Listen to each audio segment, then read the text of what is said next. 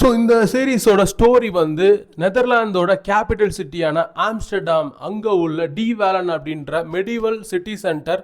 So ஒரு busy hotspot அப்படின்னு சொல்லலாம். ஸோ அங்கே வந்து காஃபி ஷாப்ஸ் அப்படின்றது ரொம்ப ஃபேமஸ். அது மட்டும் இல்லை, அந்த இடமே வந்து surrounded by neon lights, crossed by the canals அப்படின்னு சொல்லலாம். ஓல்ட் ஸ்கூல்ஸ் பார் இருக்குது.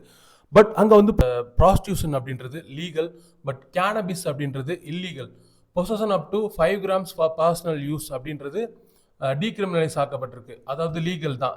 ஸோ இதனாலே அங்கே உள்ள காஃபி ஷாப்ஸ் எல்லாம் பிராண்டடான கேனபிஸ் ஃப்ரெஷ் கிராப்ஸ்லேருந்து ஸோ அண்டர் கிரவுண்ட் பிளான்டேஷன் சீக்ரெட்டாக செஞ்சு ஸோ ப்ரொடியூஸ் பண்ணி கொடுக்குறாங்க. ஸோ இதனாலேயே அங்கே ஒரு மிகப்பெரிய எம்பையரை பில்ட் பண்ணுறாரு ஜாக்கல் அப்படின்ற ஒரு காஃபி ஷாப் ஓனர் ஆன lead character Jack Vandome.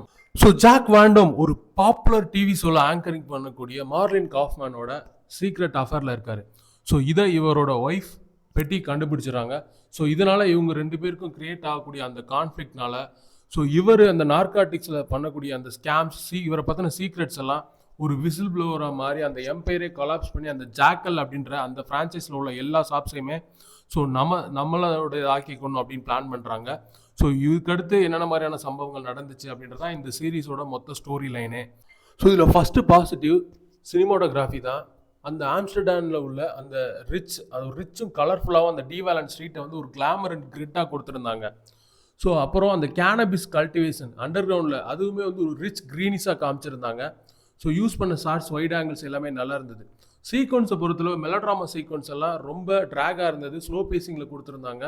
So குறிப்பாக கிளைமேக்ஸில் வரக்கூடிய அந்த 3 எபிசோட்ஸுமே சரி கொஞ்சம் கிறிஸ்பாக கட் பண்ணியிருந்துக்கலாம். அதுலேயுமே சீக்வன்ஸை வந்து எப்படா முடியும் அப்படின்ற மாதிரி தான் இருந்தது.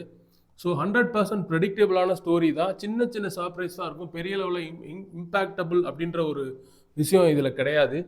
ஸோ ஒரு சில கேரக்டர்ஸ் வந்து ரொம்ப எக்ஸாஜரேட்டட், அன்கன்வின்சிங்காகவும் ப்ரெசென்ட் பண்ணியிருந்தாங்க.